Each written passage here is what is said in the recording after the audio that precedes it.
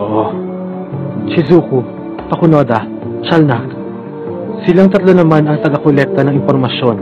Hindi tayo magtatagumpay kung wala sila. Maliwanag? Ang maging animoy pananggana o protekta sa kanilang mga buhay ang tungkulin mo. Kung may problema ka sa tungkulin mo, sabihin mo ng maaga pa para hindi mabulilyaso ang plano. Anong masasabi mo? Wala. Anong gagawin natin?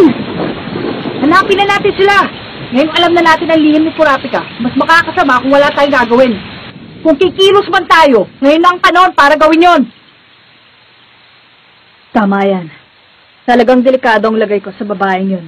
Pero dahil patay na nga ang pinuno nila, katulad ng sinabi nitong Sigon, pagtutuunan ko ng pansin ang pagbawi sa mga pulang mata ng mga katribo ko.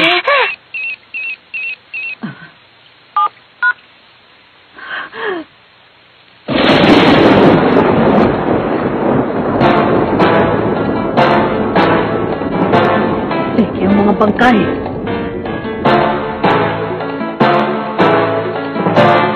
Kurapika? Bakit? Anong problema, Kurapika?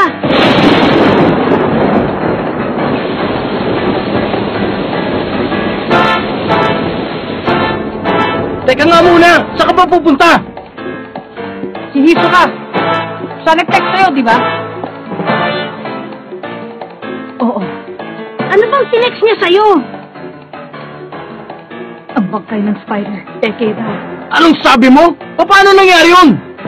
Balita ko, merong isa sa kanila na may kakayahan para gawin yun. Oo nga! Makakagawa siya ng kopya ng sarili niya gamit ang nin! Ganun na nga. May kakayahan nga pala ang isa sa kanila na lumikha. Asahan! Napakabagal ko naman! Bakit hindi ko agad naisip? Hello? Marami na po ito! Senritsu, bakit? Tumigil na po kayo doon sa paghahanap sa mga natitirang miyembro ng Redan! Balita ko, nalaman nila na galing ang mga yun sa bayan ng mga bulalakaw!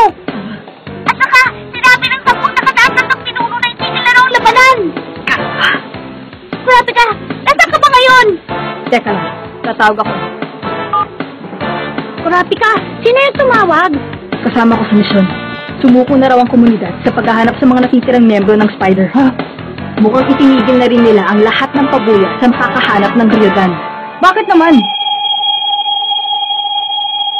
Galing kasi sila sa bayan ng mga bulalakaw.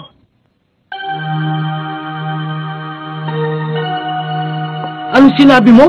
Totoo ba yan, Kurapika? Teka, sandali! Ano ba yung bayan ng mga bulalakaw? Ano ka baguhon? Wala ka talagang kamuang-muang ano? Makinig ka. Ang bayan ng Bulalakaw ay ang bayan para sa masasamang loob na sinuka na ng lipunan. Kawayan na isang diktador na gustong ipagbukod-bukod ang iba't ibang uri ng tao. Balita ko nga galing na sa kung saan saan ang mga nakatira sa bayan na yun ngayon. Paglipas sa mahabang panahon, hindi na makontrol ng mga politiko ang mga naniniraan sa bayan na yun.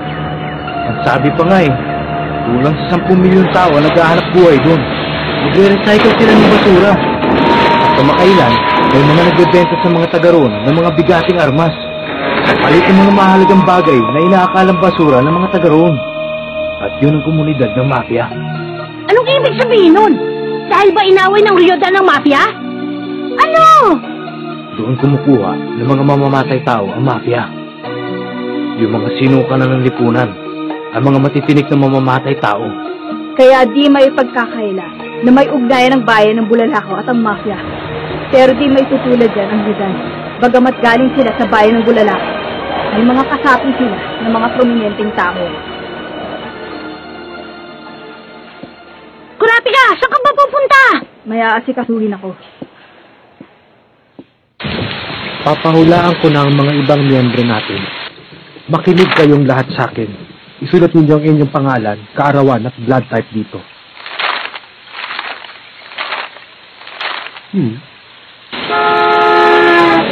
Hindi maaari! Ano? Bakit?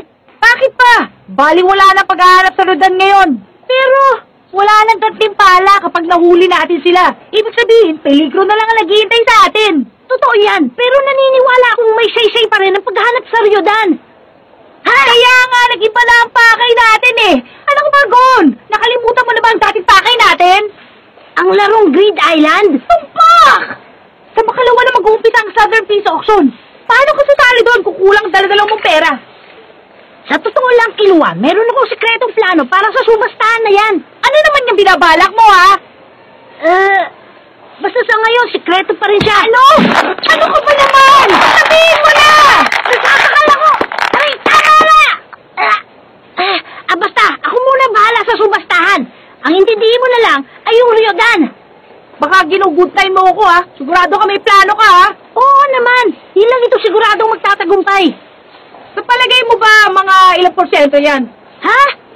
Kaano ka kasigurado na magtatagumpay ang plano mo? Mga ilang porsyento? Mga ilan nga ba? Siguro mga 70. 70 lang? Hindi pala, mali ako. Siguro mga 60 lang. Halos 50-50 lang pala. Sa bagay, masigurado naman yun kaysa magbala kami makakalap ng 6 na bilyon sa loob ng 2 araw. O, siya! Ikaw na ang bahala sa subastahan. Pero yung binabalak natin sundan, tandaan mo, hindi ubra yun kung hindi sasali si Kurapika. Kaya pag umayaw siya, hindi na natin itutuloy yun. Maliwanag? Ay, kapag kumontra ako, lalo lang siya nangungulit eh. Dadalawin kayo ng lalaki na may pulang mata. Parang anghel ang kalahati ng kanyang katawan. At sugo ng karimlan naman ang kabilang kalahati. Makabubuting ilahad ang lihim ng mga buwan. Lalong ikatutuwa niya yung lihim ng buwan ng Nobyembre. Kung papalarin, makakasama mong tao may simbolo sa noo. At matatanggal sa kalendaryo ang huwad na Abril. Ang natitirang 6 na piraso ang maiiwan. Isuka, ano naging hula sa'yo? Patingin naman oh.